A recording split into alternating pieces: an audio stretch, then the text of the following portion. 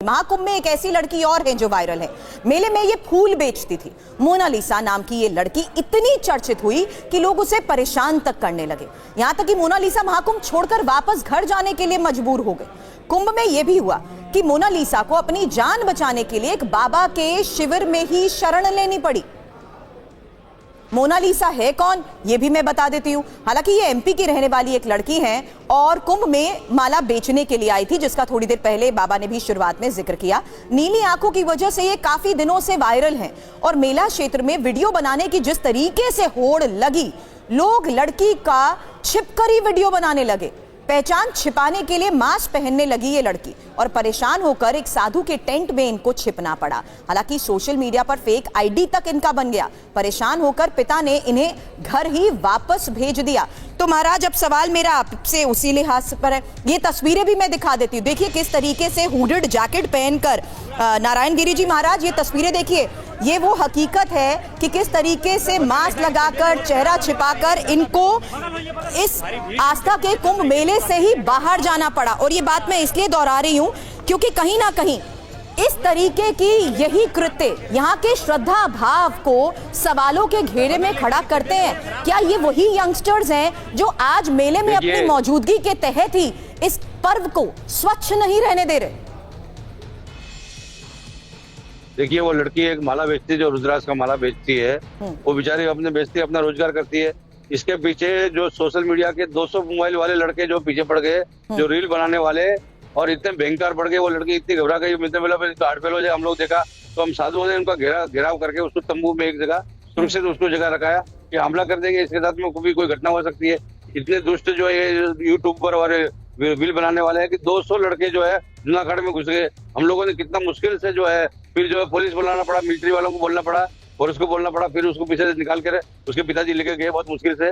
तो ये जो है पूरा वातावरण को खत्म कर रहे हैं। मैं ये कहता हूँ कि गृह मंत्री से निवेदन, प्रधानमंत्री से निवेदन करता हूँ, मुख्यमंत्री से निवेदन करता हूँ कि इनके लिए कड़े कानून बनना चाहिए और इनके जो जितने सोशल मीडिया, इनके लिए भी कानून बने, सबके लिए कानून बना हुआ है।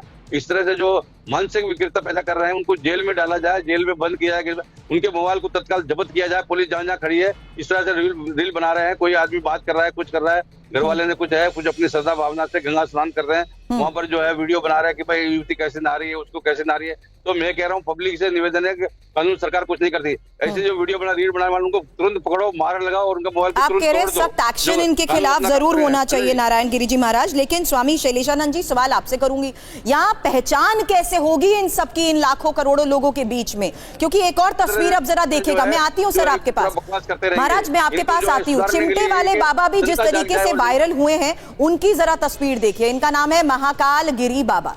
लेकिन एक इंटरव्यू के दौरान चिमटे वाले बाबा ने एक यूट्यूबर को चिमटे से जिस तरीके से मार दिया, ये तस्वीरें खूब वायरल हुई हैं। चिमटा वाले बाबा अपने एक हाथ को आसमान की तरफ खड़ा रखते हैं, लेकिन इसी दौरान इनसे जब सवाल हुए तो देखिए किस तरीके से इनकी ये तस्वीरें वायरल हुई कि इन्होंने सवाल पूछने वाले के ऊपर ही चिमटे से मारना शुरू कर दिया।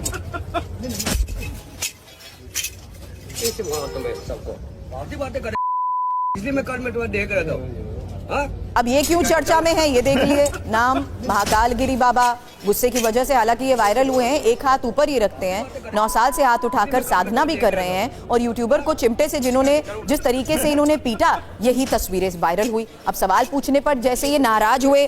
नारायण गिरी जी, आप ही के पास वापस आ रही हूँ, सवाल यही कर रही हूँ कि जिस तरीके से सभी साधु संत अपनी साधना में लीन रहते हैं, इनसे संवाद तो किया जाता है, लेकिन इसी संवाद के दौरान इनकी ये नाराजगी और चिमटा उठाकर पीटना ही खूब वायरल हुआ है। वो तो अच्छा है जी। ऐसा क्या है कि इनको जब भी अकल भी आएगी, भाई बाबाओं के पास जाना सीखना है। क्योंकि जिस तरह से वो लड़की के साथ किया, आप खुद बता रहे हैं कि वो लड़की को किस तरह से बचाया गया। कोई अपना माला बेच रहा है, कुछ अपना काम कर रहा है, वो स्वभाव के रूप से जो है। तो इस तरह से जो किसी को भी जो है वो अपने स्वतंत्र जीने का अधिकार है, भारत ने हमें अधिकार दिया। तो ऐसे लोगों के खिलाफ कड़े कानून बनने चाहिए, उनको गिरफ्तार होना चाहिए, उनको जेल जाना चाहिए, जितने भी यूट्यूबर है। अभी एक आज देखिए कि आपका जो ये वो जो मतलब वो एक दुबे कोई यूट्यूब बना रहा है, उसने बोल दिया गंगा में महात्मा को फेंक दिया, ये कर दिया, वो कर दिया दुनिया, जबकि उसकी भूत समाधि लगी। भूत समाधि जाके हम लोगों ने दिया, प्रशासन ने जहाँ जगह दूसरी में दिया वहाँ समाधि दिया। ये जो ब्रजभूषण दुबे अपने आप को बोलता है टीआरपी बढ़ाने के लिए इतना बकवास करता रहता है। और वहाँ जो भू समाधि दिया उसका एक रील भी नहीं दिखाया, और दिन भर इधर घूम के इतना बकवास करता रहता है, किसी के भी महात्माओं के बारे में, कुछ में जो अच्छी अच्छी चीजें हो रही है, जो कथा हो रहा है, प्रवचन हो रहा है, उसके बारे में नहीं दिखाएगा। केवल उसको जो विवादित चीज दिखाना है, यूट्यूबर को जो है कि अपनी टीआरपी बढ़ाना है, यूट्यूब से कुछ पैसा लेना है, कुछ पैसा कमाना है, कुछ धंधा करने, तो नकारात्मक जो लोग है वो इस तरह से जो है वातावरण बना रहे जी।